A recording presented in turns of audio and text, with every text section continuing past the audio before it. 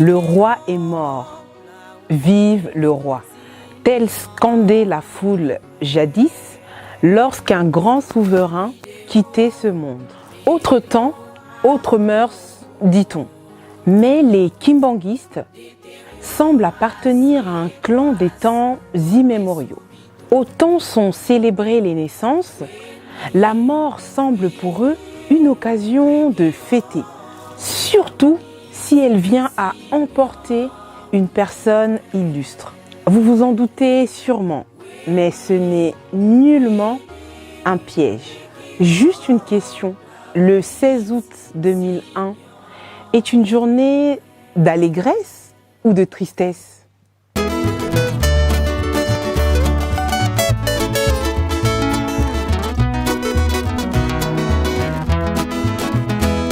Pas de réponse? Bon, allons droit au but. Papa Dialungana est mort un certain jeudi 16 août 2001 à Kiemba, dans la localité de Kimaza. Nous sommes ici dans la province du Congo central. Ça, c'est pour le commun des mortels. Mais, pour un œil éclairé, cette séparation devrait t'édifier. Papa Dialungana est juste retourné à sa gloire alors que l'on l'acheminait à Kinshasa pour des soins médicaux. Kiemba l'a viré vers la porte du non-retour. C'est le 10e voyage dans lequel nous vous transportons à travers votre magazine consacré à la mission et à l'œuvre de Papa Simoki Mbangu.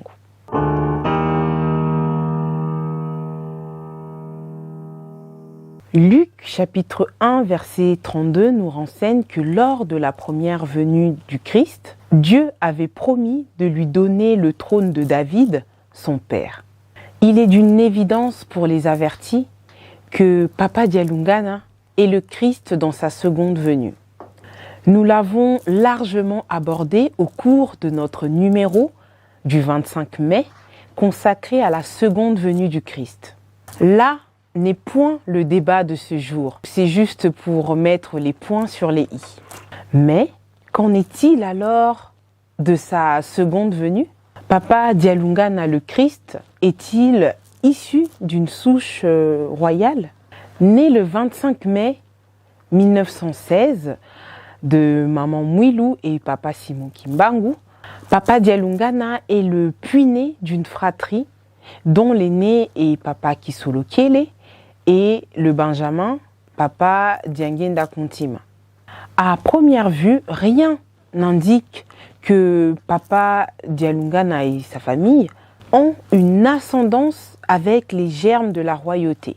Mais en interrogeant l'histoire, on découvre que la famille de Papa Dialungana est de souche de la dynastie des ministres célestes. Disséquons un peu l'arbre généalogique pour tenter de comprendre ce personnage atypique.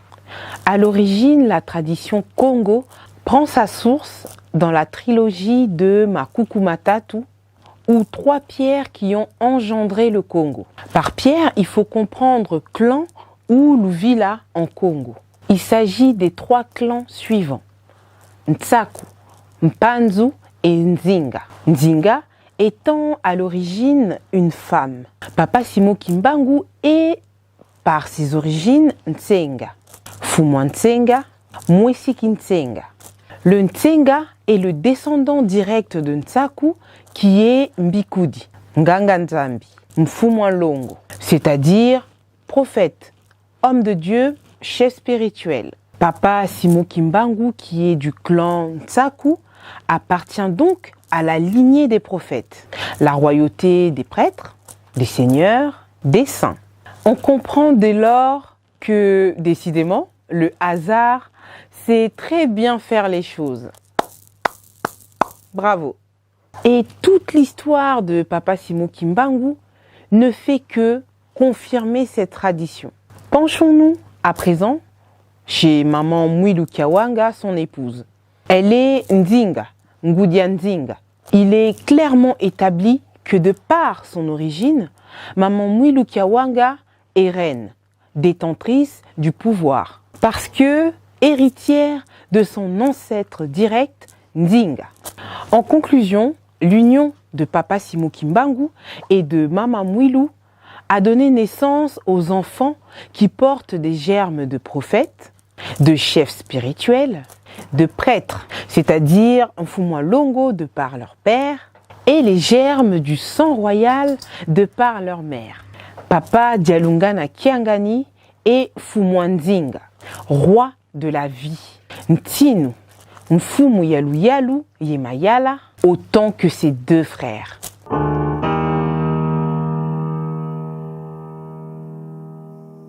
Au nombre des martyrs, prisonniers, déportés, morts pour l'œuvre de Papa Simo Kimbangu, Papa Dialungana Kiangani constitue une particularité. C'est un cas à part, comme dirait un Africain lambda. Avec sa mère, maman Marie Mwilu Kiawanga, il est placé depuis 1921 en résidence surveillée, jusqu'à l'allègement des mesures qui consacrent le retour des premiers relégués venus de différents camps de déportation. Durant plusieurs années, il ne pouvait donc pas aller au-delà du périmètre limité de Ngombe Kintsuka, ni bénéficier d'un quelconque soutien, au point qu'il doit quitter l'école très tôt pour se consacrer à l'apprentissage d'un métier afin d'aider sa mère. Est-ce un hasard? Non. Son père, Papa Simo Kimbangu, le voulait ainsi, faisant de lui non seulement le gardien de sa mère, mais également de la cité sainte de Nkamba.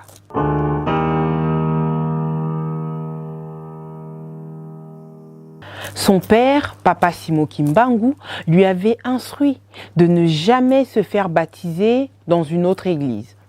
Sur cette recommandation, les Kintwadistes adressèrent une lettre à son père, Papa Simo Kimbangu, alors en prison vers les années 1945. Ceci au sujet du baptême de son fils.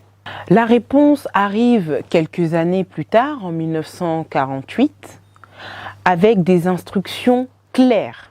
Le baptême de son fils ne doit jamais se faire par immersion, mais plutôt par imposition de main, comme le stipule l'évangile de Matthieu, chapitre 3, verset 11. C'est ainsi qu'un groupe de sages se réunit pour procéder au baptême de Papa Dialungana Kiangani, qui eut lieu le 7 décembre 1949.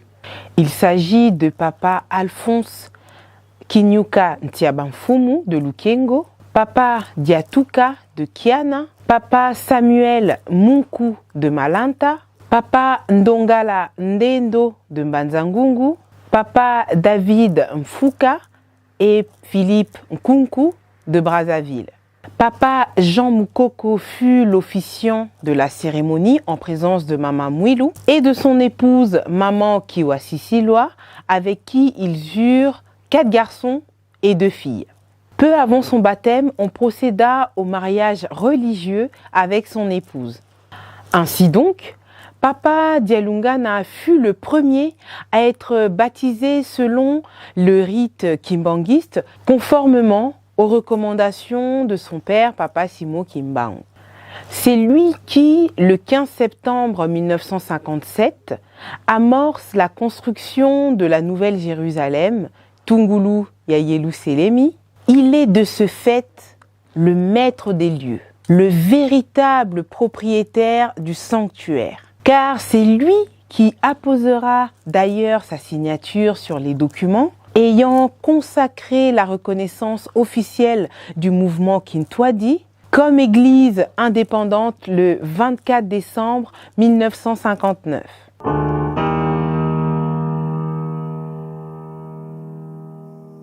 Papa Dialungana compte à son actif 20 ouvrages écrits, plus que ses 2 frères réunis. Par exemple, Ntikudusu Zadibundu, Ntsadulu Yentoasulusu Yadibundu.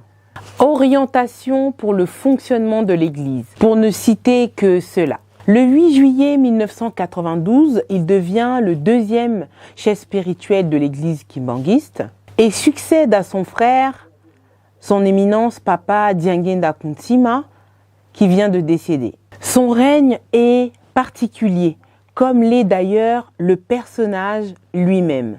Tenez, c'est sous sa gouverne que fut déclenché le processus de demande de pardon du péché originel. Il reçoit la rémission du péché d'Adam et Ève, comme il est écrit dans Osée chapitre 5, verset 15.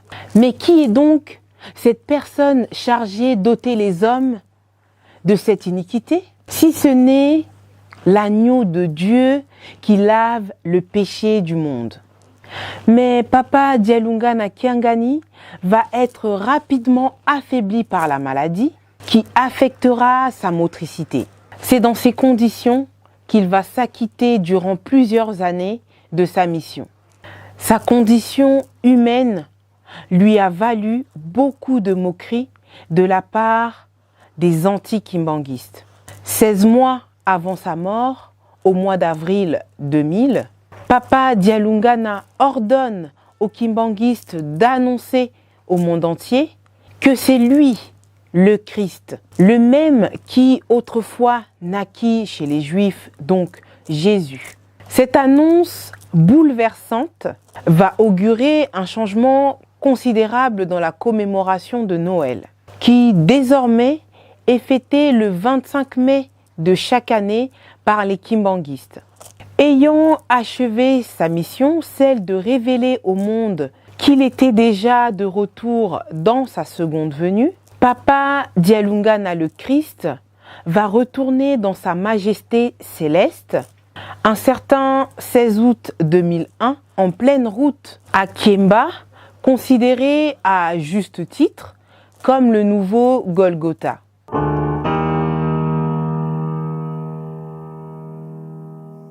Que nous renseigne le monde en cette date du 16 août? Si nous regardons les événements liés à cette date, nous allons trouver un point de convergence, le chaos, le cataclysme.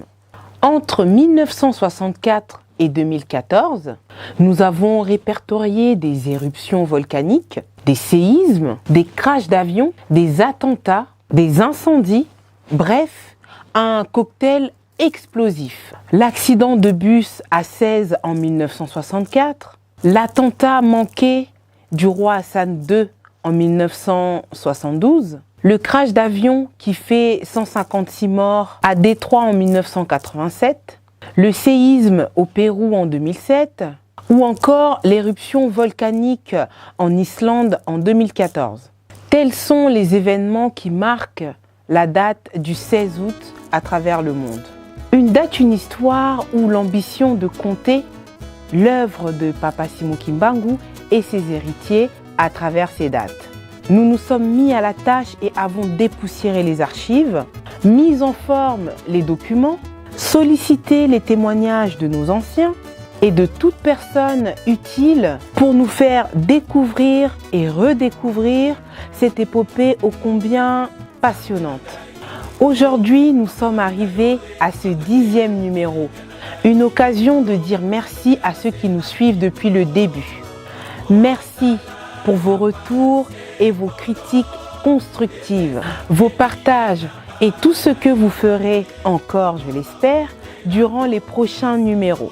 Pour ma part, le rendez-vous est déjà pris.